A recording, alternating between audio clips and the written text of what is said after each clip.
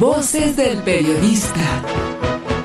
El Club de Periodistas de México, con su brazo asistencial, la Fundación Antonio Sáenz de Miera y Feital, presenta Voces del Periodista. Conduce Celeste Sáenz de Miera. Comenzamos.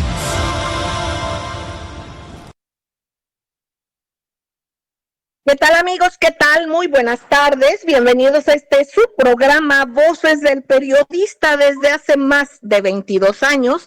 Y estamos aquí en la frecuencia de Radio Cañón, la 760, en donde hay respeto a las audiencias, hay pluralidad. De eso es de lo que se trata de los medios de comunicación que se precien de serlo. Así es que usted aquí escucha la diversidad de puntos de vista, siempre con respeto, y aquí lo importante es que usted norme su criterio, queridos amigos. Un abrazo cariñosísimo a los compañeros allá en la bellísima Torre Tepeyac, en ese estudio maravilloso. Gracias, ingenieros Víctor Melara García, ingeniero Ciris, un abrazote, Milton Partida, Lupita, a todos un abrazo cariñosísimo. Gracias, Jonathan Álvarez, por el enlace, también cibernético. Y bueno, queridos amigos, en nombre de nuestro productor y director general, Maurice Salum, toda la mesa que está conformada el día de hoy, la maestra Francisca Saavedra, el maestro Juan Bautista Rojo, el maestro Diego Papalardo, el maestro Guillermo Rocafort desde España, el maestro Mario Ramos desde Ecuador, el maestro Alejandro Valenzuela también desde Argentina, y decirles a ustedes precisamente el doctor Rodolfo Ondarza Rovira, por una cuestión de laboral, recuerden que él es neurocirujano, no está, el día no va a poder estar el día de hoy con nosotros. Vamos a arrancar con temas importantes relacionados con la lectura de medios. Vamos a insistir, queridos amigos, como siempre, con ustedes en toda la lectura que se puede y debe hacer, ya que el objetivo fundamental para los medios de comunicación, algunos que realmente quieren informar, no van por eso, pero hay quienes tienen como una imposición el atacar como si fuera una diana, y el centro de esa diana para clavar una flecha o un dron que ataque nuestro pensamiento, precisamente son mentiras, distorsiones, verdades a medias, y es importantísimo por eso estar analizando este tema y la manera en que esos bombardeos vienen envueltos o disfrazados. Bueno, en este caso, maestra Francisca Saavedra, tú bien lo has comentado y es un tema al que has dado seguimiento, que es la violencia.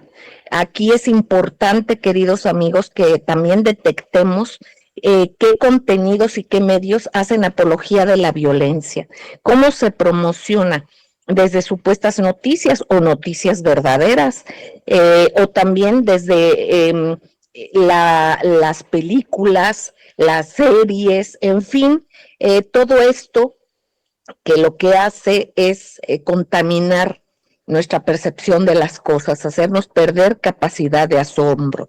Así es que es muy importante que estemos nosotros como responsables de nuestro entorno inmediato y no inmediato, ir abriendo los círculos hacia afuera y procurar hacer nuestra parte con educación, conduciendo a nuestros hijos o familiares o amigos, compartiendo con ellos, identificando los sitios peligrosos dentro y fuera de nuestro hogar, y también hacia afuera, hacia una violencia evidente, fomentar también la cultura de la denuncia.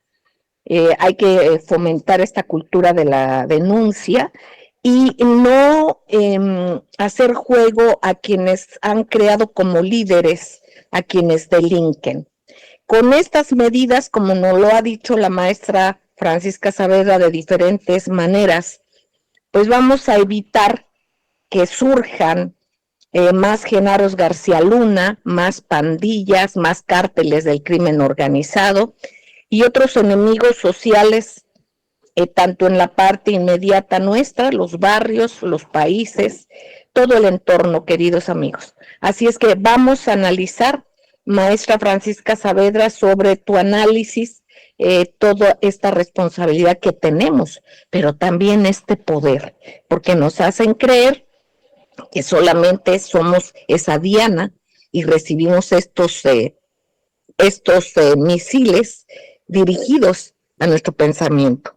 Pero si nosotros lo protegemos, eso va a ser un boomerang, porque esto nos va a obligar a fortalecernos, a capacitarnos como ciudadanos responsables y hacer a un lado todo esto y a ir por el bien del mundo, por el bien comunitario, por la verdad, por la bondad, y esto es importantísimo, que nos asumamos como entes participantes de todo esto. Adelante, maestra Francisca Saavedra, te escuchamos con mucha atención, maestra querida. Muy buenas tardes, Celeste Sáenz, amigos de la mesa y sobre todo a la audiencia que cada día me arroba el corazón. Fíjese que yo pienso que cuando una persona muere en un hecho violento, es suficiente para colapsar, para detenernos todos y empezar a hacer un análisis de lo que está pasando en nuestro entorno. Porque la responsabilidad o la obligación de proporcionarnos seguridad y garantizarnos que no moriremos en un evento de sangre es de quienes nos gobiernan, sí. Sin embargo, las medidas de prevención básicas son de cada uno de nosotros. Primero debemos educar y conducir a las personas más pequeñas de casa que desconocen el mundo exterior, pero también identificando los sitios que nos pudieran llenar de peligros. Debemos denunciar a los delincuentes que creemos tener identificados en el entorno inmediato, en el barrio, o alguien que conozcamos, que se dice, ahí se vende droga, etcétera, y tenerlos identificados y por último, no por último, sino denunciarlos, aportar nuestra presencia social, civil, para que pues sean con lo menos investigados y en su momento detenidos y consignados. Pero es muy importante porque tener este seguimiento de nuestras denuncias hará a largo plazo, mediano y largo plazo, que pues no aparezcan capos sociales que hasta les aplauden y los premian, como a Genaro García Luna, o que crezcan las pandillas de los barrios o los cárteles a nivel nacional. Es terrible saber que, por ejemplo, ahora en una charla informal me entero que en Argentina hay una región que se llama Rosario y se le conoce ahora como el Sinaloa de Argentina. Quiere decir que nuestra mala fama, ese prestigio terrible que ha enlodado la historia del estado de Sinaloa, ya esté hasta el sur del continente. Entonces, es muy importante intentar evitar, porque es urgente que combatamos nosotros a nuestros enemigos inmediatos y exijamos a la autoridad con nuestro empuje que nos provea de lo que se comprometieron a hacer, ¿no? Una vida productiva, hacia adelante, pero que sea un acompañamiento de ellos y nosotros. Eso nos podría ayudar a combatir a políticos de oscuras biografías que solo llegan, recogen su plata y se van, sin haber hecho nada en favor de la comunidad, de la sociedad, del país al cual juraron y se comprometieron a defender. Y en ese sentido, hoy lo que estamos haciendo en cuestiones de la política no se trata de vender algún refresco o hacer una promoción de una nueva pizzería, no. Lo que me preocupa es que se trata de las cifras que marcan el crecimiento en la popularidad, que no conocimiento de algunos candidatos, por ejemplo la señora conocida como la señora X, lo que nos aportará más información que nos hace saber más de ella es su inmoralidad y acciones oscuras en su desarrollo económico personal, pues con trucos y corruptelas y tráfico de influencia ha logrado millonarias ganancias cuando muchos mexicanos que hemos trabajado por allá más de 40 años jamás conseguimos crecimiento profesional, aumentos salariales, en muchos casos ni créditos para vivienda o una pensión decorosa. por falta, claro, de palancas o de maniobras fuera de los procedimientos legales, mucho menos como ella, en solo 9 años, rebasó los 1.500 millones de pesos en ganancias, como no, lo dijo ella misma, y dice que eso se debe, bueno, ella era vendedora de gelatinas, pero este asunto, esta plata la ganó con sus empresas que, como dice ella, perdónenme el francés, sus empresas son muy chingonas. Mucha gente no entiende el nado sincronizado.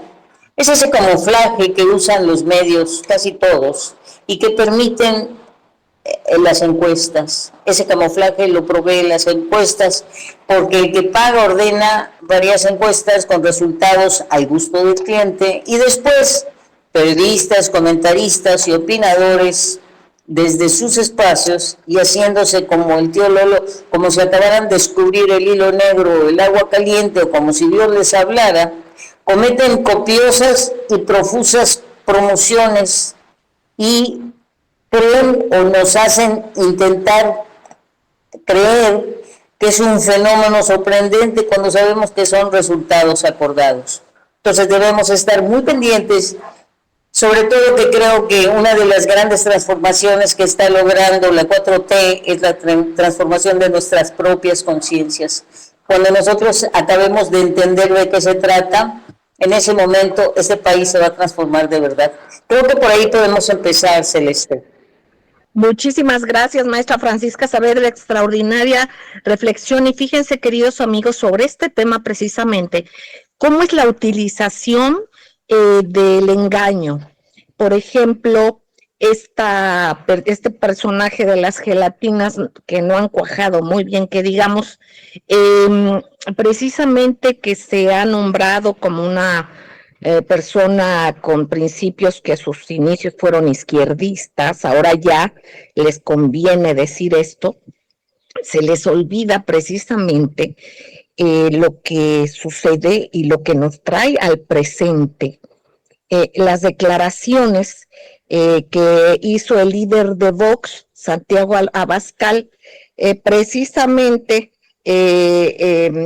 pues él como un candidato en las elecciones generales de España, en un anuncio, en un desayuno que tuvo con una agencia informativa. Bueno, este señor lo que dice es la democracia se degrada en América Latina con gobiernos de izquierda. Esto dijo.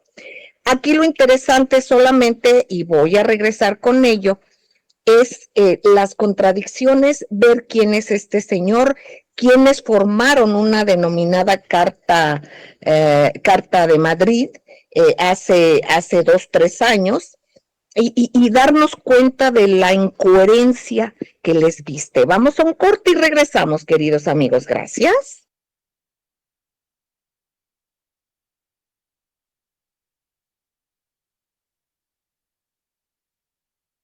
Gracias, queridos amigos, gracias por seguir en su programa Voces del Periodista en las frecuencias de Radio Cañón, las 760, queridos amigos. Bueno, retomando sobre lo que nos compartió la maestra Francisca Saavedra, su análisis, hablando de estas incongruencias de cómo se crean personajes como si fuera un refresco, ella lo dijo, una marca X, es mercadotecnia, pero también cómo en la realidad no coinciden.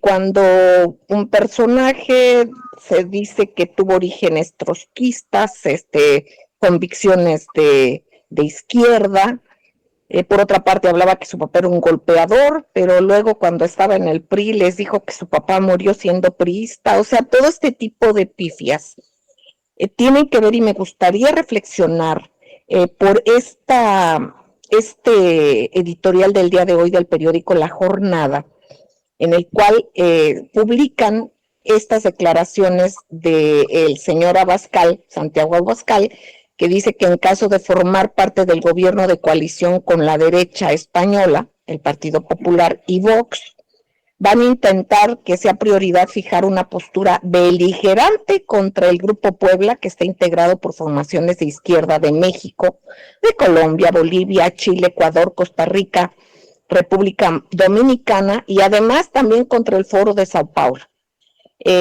algo parecido pero impulsado desde Brasil, en el cual también están agrupaciones de izquierda de la región.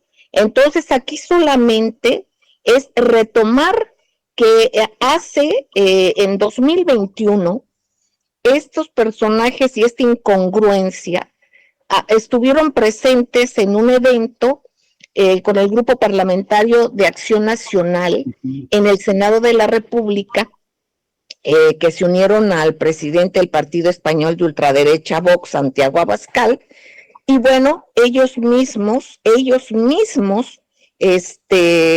tuitearon que España logró liberar a millones de personas del régimen sanguinario de terror de los aztecas.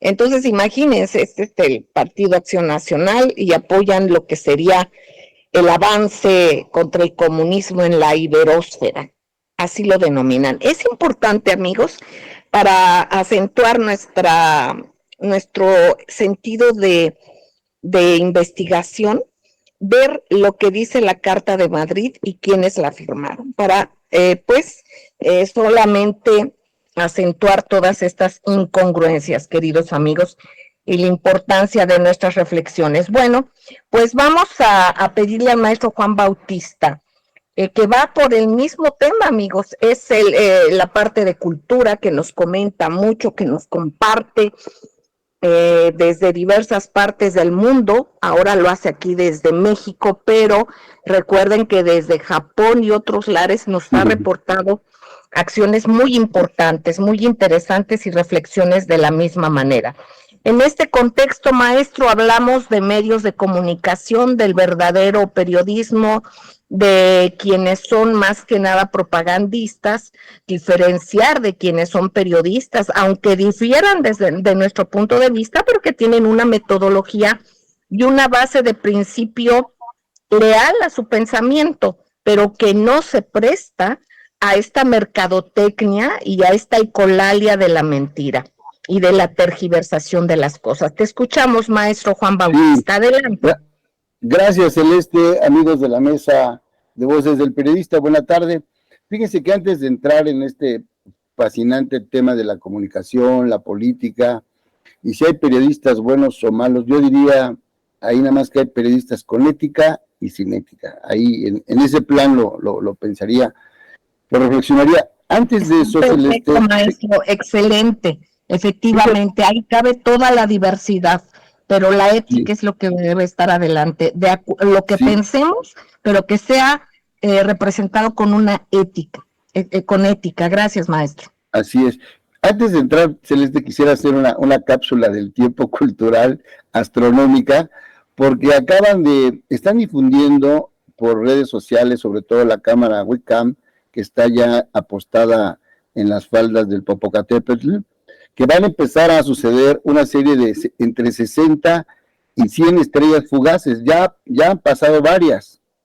Entonces el reto es pues tratar de verlas como desde nuestra casa, pero quizá como en los tiempos de los huracanes que empezaron a ponerle nombre por alfabeto, sería bueno identificar a estas estrellas con un nombre. Yo, por ejemplo, podría decir, bueno, vamos a ponerle Nancy, esta primera estrella que pasa, después pensaríamos en otra, pero estamos invitando a la gente a que mire el cielo hoy tan importante. Es difícil encontrar estos fenómenos que suceden y es parte también de la cultura ecológica, astronómica, y también pues entra incluso en la cultura de lo imaginario, ¿no? Hasta ahí el tema. No es un cambio tan radical, Celeste. Ojalá tuviéramos medios como Centellas, medios fuertes, sólidos, importantes, que estuvieran alimentando la conciencia y la utilidad social de lo que sucede, los hechos, las causas, los personajes, las historias, con un rigor, yo no diría netamente periodístico, porque eso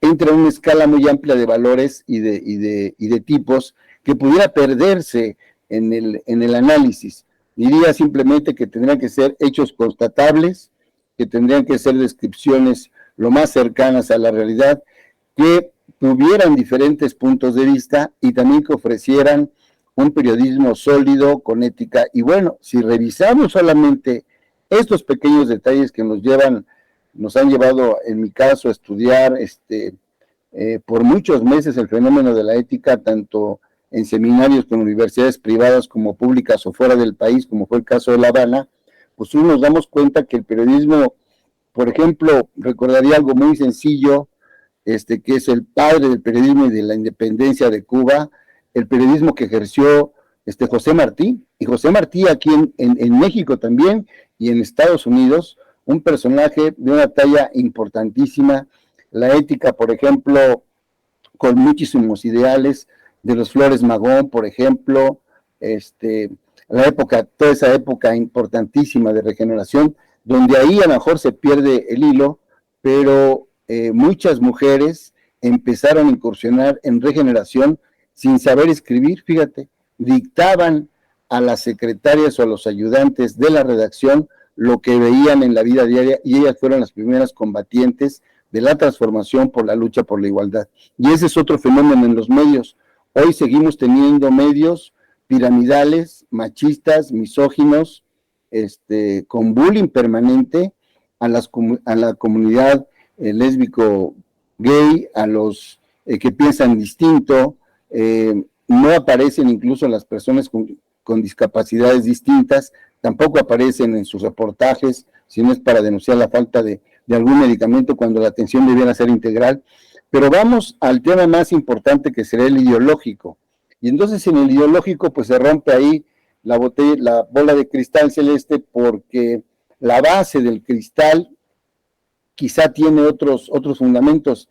Hace rato, por alguna razón, se mencionaba aquí antes de entrar al aire el tema, por ejemplo, de Carlos Ahumada. Pues sí, Carlos Ahumada, un empresario que llegó a tener 16 empresas lavando dinero, que se metió en la política para sacar un provecho irrefutable y llevándose, como dicen, entre los pies a muchos políticos y gente que no le importó, acusó sin pruebas, o denunció o puso cuatros. Bueno, estos personajes llegaron a tener, por ejemplo, lo que fue en su momento una idea, el periódico El Independiente. Para quien no sepa, este periódico, la idea proviene desde el maestro Fernando Benítez y otra serie de periodistas, entre ellos Bonazo, el argentino, Nelson Cayman, Bardini también, y bueno, ahí estaba Pepe Rebeles también, Rodolfo Guzmán, Antonio Zúñiga, todos estos grandes baluartes, que después ese primer equipo se fue desdibujando. Entra después Raimundo Rivapalacio, incluso el amigo Solórzano, Javier Solórzano, pero los compra, los coopta Ahumada, y termina siendo un verdadero delincuente. Entonces iba a ser ese periodismo en manos de Ahumada, pues iba a tener un resultado altamente negativo. Hoy es una historia negra todavía por contar, hay muchos resquicios. Yo en su momento incluso lo entrevisté en su oficina, no dudo que me haya grabado, nunca me ofreció nada, ni yo acepté nada, pero personajes muy oscuros que se meten a la historia del periodismo, y como esos hay otros, pero grupos armados en términos de poder, de manipulación y de construir historias y narrativas que son falsas y que están atacando, en todo caso, a un periodismo independiente, veraz, o definitivamente se van en contra de un régimen en el que no creen porque no tienen provecho o no están sacando, como dicen, a rajatabla de ahí. Entonces tenemos, Celeste, que es necesario construir, sí, desde la formación, también como decía la maestra Francisca Savera, desde la casa también empezar a saber leer los medios, a formar públicos, a formar criterios, y los periodistas, los profesionales, a tratar de inducir, de fortalecer una visión plural, ética, consistente, y que le pongamos alegría y que le pongamos sobre todo equilibrio a las cosas, que no se esté yendo de un lado para otro, y sobre todo que no sean llamados a la balanza del dinero, porque entonces eso ya no es periodismo, eso es comercializar con la información que sirve a otros intereses. Los mismos periódicos hoy encontramos que no señalan, los grandes periódicos nacionales siguen sin señalar hoy, por ejemplo, qué es una noticia pagada y qué es un artículo que pudiera ser de un colaborador o una entrevista que se hace. Eso todavía está, no está visible, no tiene una tipografía, no tiene una leyenda, no tiene un color, no tiene una ubicación en una página determinada o en una página del Face, o una página digital. Entonces, la reflexión es esa, Celeste, a incrementar los contenidos, a escribir y actuar con ética, hablar con la verdad, aunque sea eso un sueño o una aspiración, la verdad sigue siendo el fin último del periodismo, y eso lo dice desde Gabriel García Márquez hasta los que nos quisieran, hasta el maestro más modesto y preparado de cualquier universidad que ofrezca el periodismo. Es mi comentario, Celeste, por lo pronto, y si hay más para debatir, pues estamos dispuestos. Muchísimas gracias, maestro Juan Bautista, parte fundamental de Voces del Periodista, el Club de Periodistas de México. Pero hay que subrayar también que él es cofundador de la Fraternidad de Reporteros y también su presidente. Vamos a ir a un corte, queridos amigos, y regresamos. Gracias.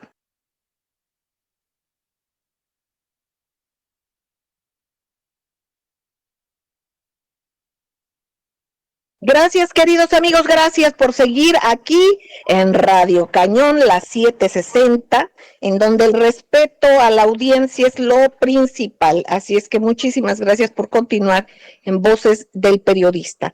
Escuchamos al maestro Juan Bautista, lo hemos hecho también con la maestra Francisca Saavedra, y yo le pediría de favor al maestro Diego Papalardo, quien es el coordinador general de la Federación Internacional de Periodistas, del Club de Periodistas de México. Precisamente, maestro querido, hilando con lo que nos compartió el maestro Juan Bautista de la verdadera vocación del periodista, o sea, de la razón fundamental del periodista, que es la verdad, es la libertad de expresión con responsabilidad y siempre con un análisis basado en una concepción ética. Bueno, más allá de los diferentes puntos de vista, tocó el maestro esto que es fundamental, la ética.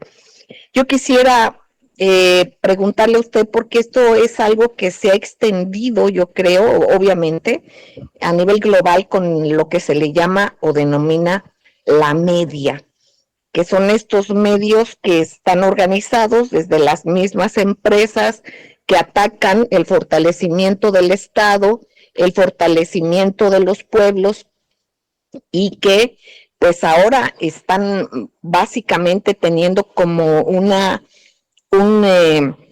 acción, una parte fundamental para ellos, como es la mentira, la distorsión, y que es un activo fundamental ahora, ¿no? Para ellos. Pero hay momentos en que ya se ven rebasados por una lecturas o video personajes que les ven o en las redes, a través de cualquiera que sea el medio, ya se tiene una crítica, ya se les ubica a muchos de ellos por muchas de las personas, pero sin embargo también tienen otro tipo de tácticas como crear y ampliar problemas,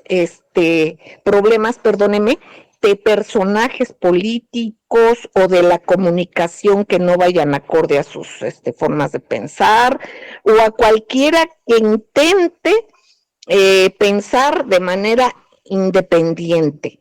Entonces, aquí hay algo que psicológicamente lo tratan, que es para desgastar a un personaje, para distraerlo y precisamente para de esta manera dispersar la atención.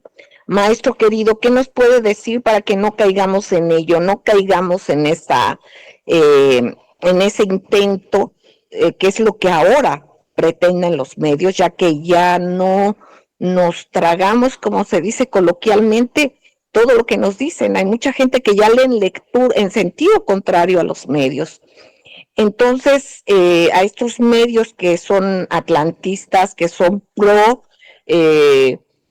OTAN, pro invasiones, y que de alguna manera son depredadores. ¿Cómo no caer en ello? ¿Cómo no distraernos e ir a la esencia de los temas fundamentales. Lo escuchamos, maestro Diego Papalardo. Muy buenas tardes, Celeste, colega del panel y audiencia. Plenamente de acuerdo con lo vertido por el maestro Juan Bautista, porque realmente se trata de volver a restablecer o intentar restablecer la verdad. La verdad no surge de las emociones o de las subjetividades caprichosas, antojadizas y facciosas de todos y cada uno de nosotros. La verdad es lo que es. Y el intelecto del ser humano tiene como misión la intelección de lo real, la facultad de lo real. Bien, hoy en día, en estos momentos, sobre todo en Occidente, vivimos en la sociedad de la información, donde el flujo informativo, el dato de información está a cada segundo. Y muchísimas personas, por supuesto, y no tienen por qué, no tienen todavía las herramientas que se necesitan con el fin de abordar correctamente todo este flujo y reflujo informativo, parte de los cuales están matrizadas por aquellas formaciones de poder. Siempre volvemos al poder, porque de eso se trata gran parte de lo que pasa en el mundo. Decía que parte de toda esta lluvia informativa que en Occidente se da, está matrizada en aquellas fuentes de poder que tienen bien delimitados sus planes y sus propósitos e intenciones finales.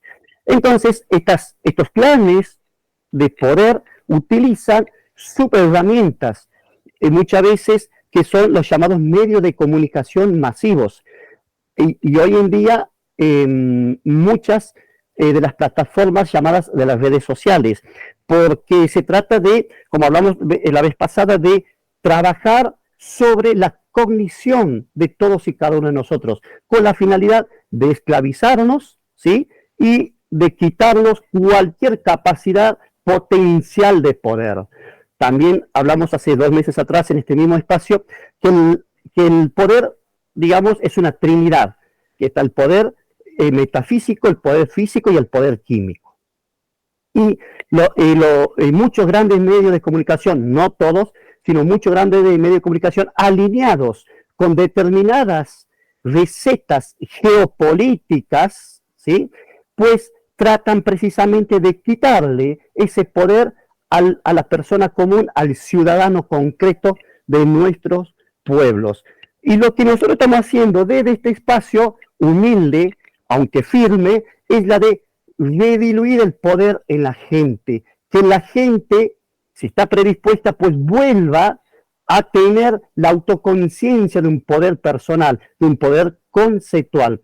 Entonces, nosotros vemos, por ejemplo, los Estados Unidos, que esta guerra informativa es cruel porque se ha ensañado contra un expresidente de los Estados Unidos que, más allá de las acciones erráticas que pudo tener, pues no ha seguido la línea de continuidad belicista e intrusiva que venían teniendo los presidentes de los Estados Unidos en los últimos 50 años. Estoy hablando del expresidente Donald Trump, quien en estos momentos está sufriendo un ataque cruel, despiadado, con una táctica, como usted misma la definió, Celeste, que es la táctica otanista, y la cual consiste a grandes rasgos en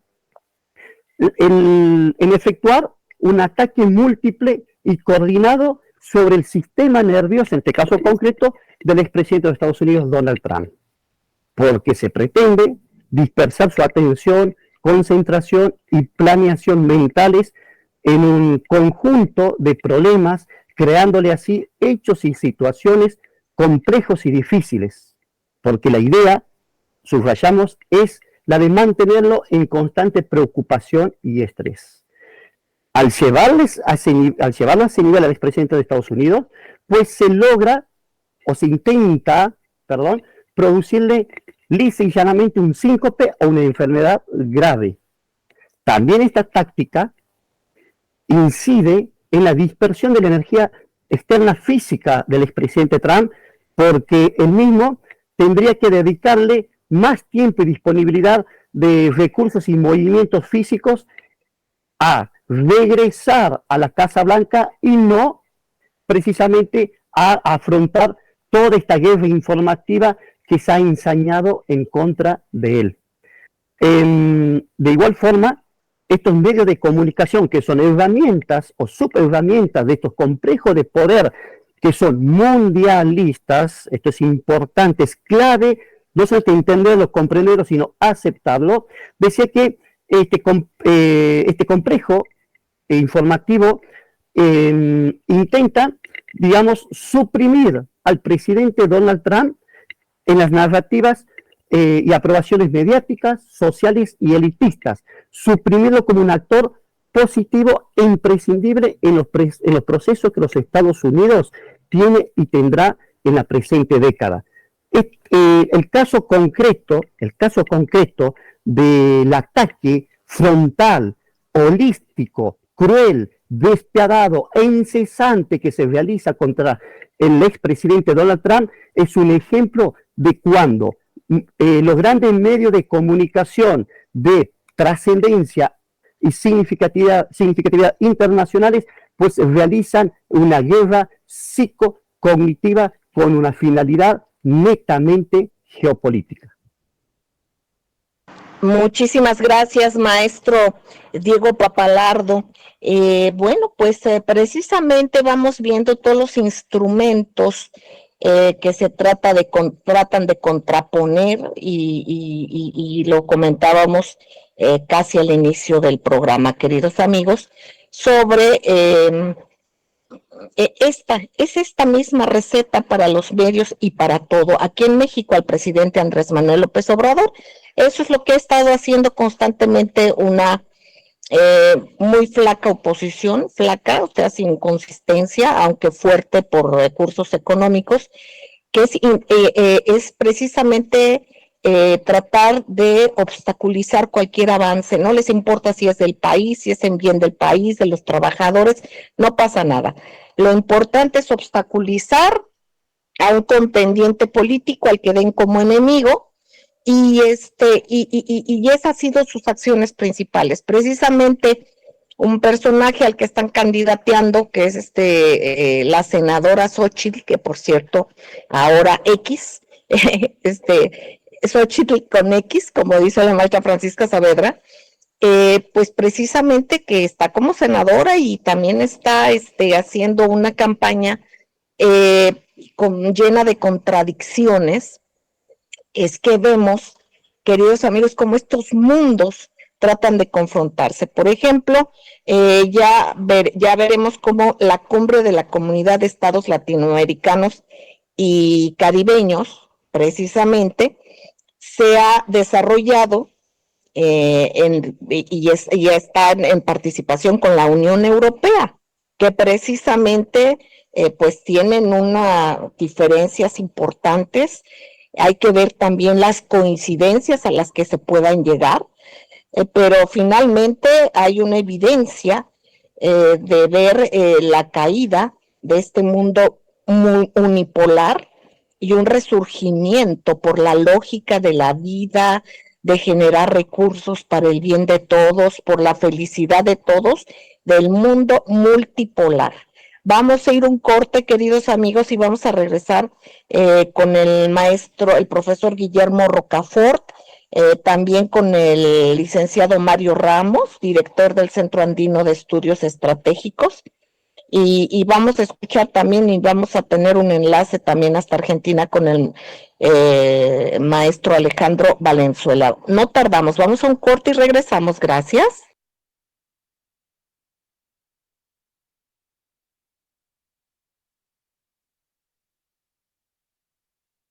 Gracias, queridos amigos, por seguir en Voces del Periodista, en las frecuencias de Radio Cañón, las 760. Gracias por escucharnos y también gracias a las frecuencias de radio que nos retransmiten de manera diferida, al igual que en la red.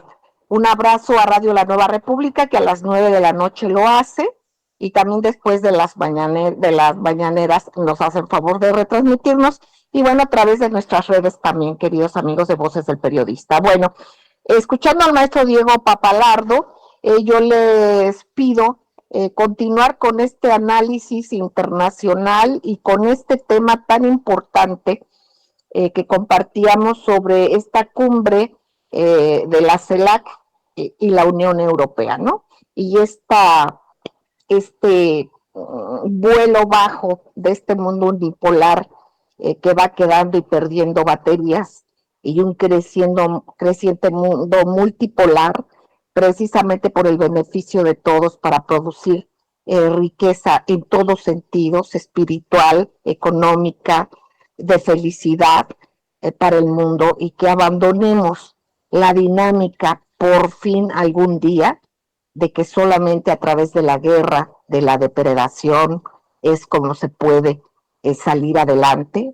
Y sabemos que los únicos que salen adelante es un puñado de personajes en las cúpulas de algunas empresas del mundo, algunos que no están a la vista, pero que son realmente quienes manejan todo el tinglado de estos intereses unipolares. Vamos a escuchar al profesor Guillermo Rocafort, quien representa al Club de Periodistas de México en España. También él es economista, Premio Internacional de Periodismo. Adelante, profesor Guillermo Rocafort, hasta España. Muy buenas tardes, les habla desde España Guillermo Rocafort, el representante del Club de Periodistas de México en España. Quiero saludar primeramente a esta magnífica mesa de debate en la persona de la maestra Celeste, así como a todos los contertulios y por supuesto a esta sabia audiencia del programa que periódicamente nos sigue y conforma su opinión en base a una pluralidad de información desde distintos puntos de vista que se trasladan en este programa. Como todos los miércoles, quiero trasladar una cuestión económica internacional que me ha resultado tremendamente llamativa, que puedo resumir en el siguiente titular: el multipolarismo ha derrotado a la Unión Europea. Efectivamente, a primeros de esta semana ha tenido lugar en Bruselas la cumbre entre la Unión Europea y la CELAC, la Comunidad de Estados Latinoamericanos y Caribeños. Se puede resumir esta reunión como un gran triunfo técnico-comercial y un fracaso político. Así lo han dicho la prensa, vamos a decir, otanista o atlantista o unipolar. Después de 8 meses sin sentarse, prácticamente desde la crisis de la península de Crimea, en el que la diplomacia europea ha estado totalmente servil y subyugada por la estadounidense, por fin se han desbloqueado o se van a desbloquear importantes acuerdos económicos entre el continente europeo y latinoamericano desde un punto de vista del comercio internacional. El unipolarismo instalado en la Unión Europea intentó por todos los medios imponer una declaración conjunta de condena a Moscú por la cuestión del conflicto de Ucrania. Sin embargo, el multipolarismo de la CELAC ha resistido y al final lo que han hecho es una declaración conjunta en el que pues abogan por soluciones diplomáticas y desde un punto de vista de la neutralidad, que es de lo que se espera, digamos, en este tipo de cumbres donde están afectadas pues tantos países con tantos matices y tantas tendencias, ¿no? Por lo tanto, yo creo que muy interesante que después de 8 años una cierta neutralidad se haya instalado de esta manera en la Unión Europea. Se habla de unos montantes económicos totales entre los acuerdos que se van a firmar de 45.000 millones de euros y ojalá que esta derrota del mundo unipolar sirva para que Europa vuelva a la Unión Europea a la neutralidad y para que se distancie sobre todo de esa política, digamos, agresiva y belicista de la administración Biden. Una información y una noticia muy buena para todo el mundo. Les habla desde España Guillermo Rocafort, representante en mi país del Club de Periodistas de México. Muy buenas tardes. Muchísimas gracias, profesor Guillermo Rocafort. Ahora pedimos al licenciado Mario Ramos, director del Centro Andino de Estudios Estratégicos, el CENAE, que desde Ecuador nos dé su punto de vista, su opinión, su análisis del día de hoy. Adelante. Un saludo cordial a Voces del Periodista. Gracias por invitarme y que transmita mi opinión respecto al radar en Tierra del Fuego. Bueno, la primera cuestión es que esto llama mucho la atención. Creo que es una cosa insólita, increíble, que luego de la guerra de las Malvinas, que luego de que supuestamente Argentina reclama la soberanía sobre esas islas, luego de toda la humillación que el Reino Unido hace al pueblo y a la nación argentina respecto a ese tema, que se permita la instalación de un radar en Tierra del Fuego. Es realmente inconcebible.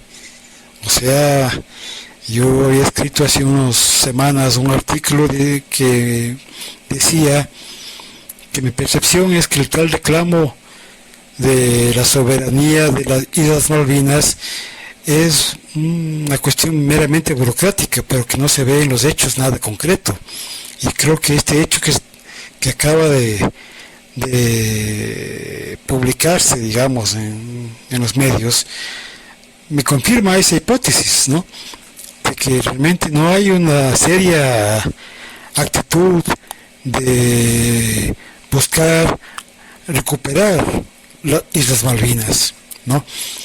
Porque no se puede entender realmente que se permita la instalación de un radar que de hecho tiene un carácter dual, civil y militar, y que como ha denunciado el jefe del Estado Mayor Conjunto de las Fuerzas Armadas Argentinas, el general Juan Martín Paleo, que eso atenta contra la seguridad nacional y que van a verse vulnerables, van a espiarles, van a seguir las trayectorias de los satélites argentinos, etcétera, etcétera. Entonces, yo no entiendo sobre todo también la política exterior de Argentina, porque de hecho, de facto ya estamos en un mundo multipolar y esta situación, este contexto internacional podría ser aprovechado para que Argentina reclame con más fuerza la soberanía sobre las Islas Malvinas, ¿no? De hecho va a encontrar fácilmente aliados, ¿no? Rusia y China van a ayudarle con mucho gusto si realmente existiera voluntad de construir una estrategia para recuperar las Islas Malvinas. Entonces yo no veo eso en el gobierno de Fernández, no veo, y supuestamente es un gobierno de izquierda, lo cual a esta altura yo no ya dura mucho al respecto. Entonces no entiendo yo lo que está pasando, y claro, o sea, como digo, hay tantas oportunidades en este mundo multipolar donde se podría realmente llevar a cabo toda una estrategia integral en todos los aspectos para llegar a conseguir un objetivo que es no solo de Argentina, sino yo creo que de todo el pueblo latinoamericano, que esas islas regresen a la soberanía del pueblo argentino, ¿no? Es lo que yo podría decir al respecto. Muchísimas gracias, con un poco de dificultad en el audio, disculpen queridos amigos, pero me informan que se escuchó bien, que se entendió bien. Gracias, licenciado Mario Ramos. Pedimos al doctor Alejandro Valenzuela desde Argentina, por favor, su opinión. Ya estamos saliendo, ojalá alcancemos a pasarlo completo. Adelante.